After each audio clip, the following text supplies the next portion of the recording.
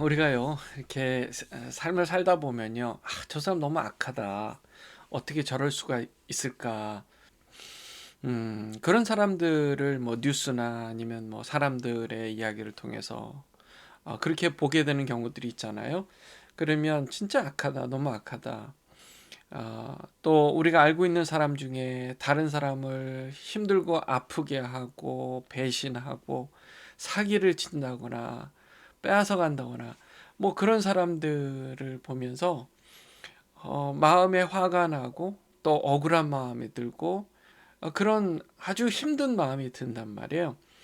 그런 경우에 우리는 보통 이제 크리스찬들이기 때문에 참고 견뎌야 된다. 정말 아무것도 하지 말아야 된다. 용서해야 된다. 이렇게 배웠습니다. 그 말이 틀린 게 아니에요.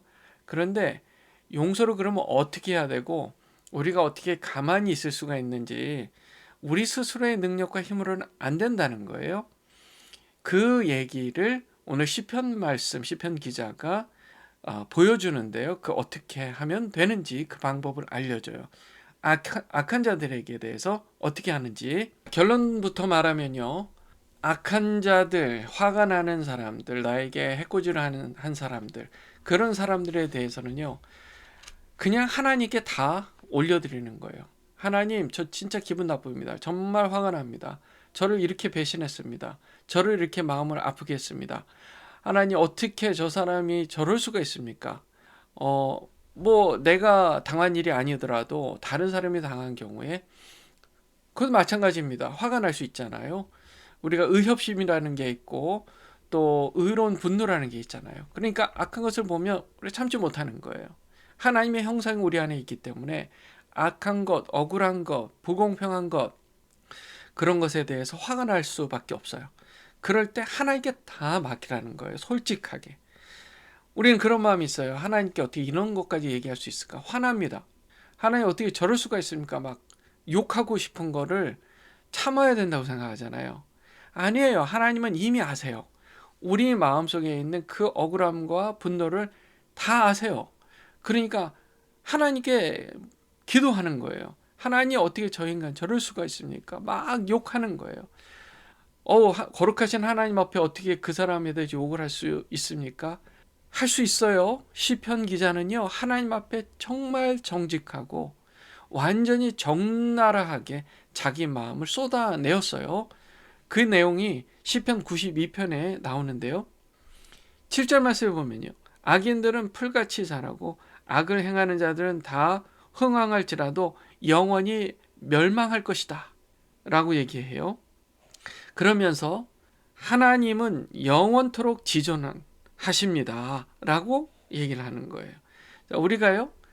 사람의 악함을 얘기할 때 반드시 그 반대로 하나님의 선하시고 의로우심도 같이 얘기하면서 기도를 하는 게 좋은 거예요. 그리고 다시 9절에 이렇게 얘기합니다. 여호와여 주의 원수들은 패망할 것입니다. 지금 이 시편 기자의 마음에는 뭐가 있냐면요. 저렇게 악한 자들은 하나님의 대적이다. 하나님의 원수다.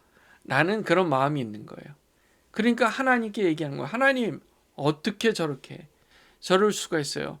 하나님의 원수들은 반드시 패망할 것입니다. 반드시 주 원수들은 패망할 것입니다. 죄악을 행하는 자들은 다 흩어질 것입니다. 그러나 10절에는 이렇게 얘기합니다. 그러나 주께서 내 뿔을 들소의 뿔같이 높이셨으며 내게 신선한 기름을 부으셨습니다. 내 원수들이 11절에는 또 이렇게 얘기해요. 내 원수들이 보응받는 것을 내 눈으로 보며 일어나 나를 치는 행악자들이 보응받는 것을 내 귀로 들었도다. 이 시편 기자는요 이렇게 얘기하는 거예요. 마치 저 원수들은 하나님의 원수도 되지만 나의 원수도 됩니다. 곧 나의 원수가 하나님의 원수입니다. 이런 확신이 있었던 거예요. 나는 하나님의 편이고 하나님이 내 편이다. 평소에 우리가 양심적으로 생각해도 하나님이 내 편이다 라는 생각을 가지려면요 진짜 하나님과의 관계가 좋아야 돼요. 하나님과의 평소의 관계가 별로 안 좋으면서 이렇게 기도가 안 나오는 거예요. 평소에 하나님을 사랑하는 마음으로 기도도 또 말씀으로도 하나님과 언제나 동행하는 삶을 사는 사람들은요, 힘든 경우, 정말 화가 나는 경우에 이렇게 정직하게 기도할 수가 있는 거예요. 그러니까 하나님의 원수, 즉 나의 원수는 반드시 보응받을 것이다. 잘못한 만큼 처벌을 받을 것이다. 라고 하나님 앞에 울부짖어 기도하는 거예요. 대신 12절에 의인은 종려나무같이 번성하며 레바논의 백향목같이 성장하리로다. 13절 이는 여호와의 집에 심겼으며 우리 하나님의 뜰 안에서 번성하리로다.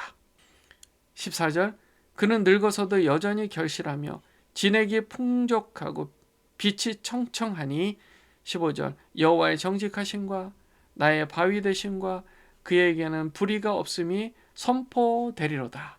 아멘. 아멘 할렐루야. 평소에 나는 시냇가에 심은 나무처럼 하나님께 심겨진 사람으로서 난 예수님과 딱 붙어 사는 사람이라는 확신이 있어야 이렇게 기도가 나오는 거예요. 그러니까 우리가 어떻게 해야 돼요? 평소에 하나님과의 관계가 정말 가깝고 좋아야 돼요. 그래야 힘들고 어려운 일 있을 때, 미운 사람이 있을 때, 화가 나는 사람이 있을 때 솔직하게 기도할 수가 있는 거예요. 하나님, 저 원수, 하나님의 원수잖아요. 저의 원수가 하나님 원수잖아요. 저 원수를 하나님 어떻게 좀 해주세요. 이렇게 하나님께 그냥 내어 맡겨드리는 기도를 시편 기자가 했다는 거예요. 우리도 그렇게 기도할 줄 알아야 돼요. 하나님 앞에 그냥 다 풀어놔야 돼요. 그래서 내가 나의 억울함을 내가 갚는 게 아니라 하나님께서 그냥 갚으시도록 두는 거예요. 그럼 하나님의 때에 하나님의 방법으로 가장 적절한 방법으로 가장 선하신 방법으로 그렇게 행하실 것이라는 것이 믿어지는 거예요. 사랑하는 주님의 자녀 여러분, 이 세상을 살다 보면 항상 공평하게 기분 좋은 일만 있는 게 아니에요. 때로는 공평하지 않고 억울하고 다른 사람이 나에게 나쁘게 대하고 안 좋게 대하고 또 그런 안 좋은 모습들을 다른 사람이 또 당하는 모습을 우리가 보게 될 수밖에 없어요. 세상이 악하니까요. 그랬을 때 우리가 해야 할 일은 하나님께 다 고해 바치는 거예요. 다 바치는 거예요. 다 말씀드려서 하나님께서 보응해 주세요라고 기도할 수 있어야 돼요. 그러려면 평소에 하나님과의 관계가 친밀하시기를 주님의 이름으로 축원합니다. 기도하겠습니다.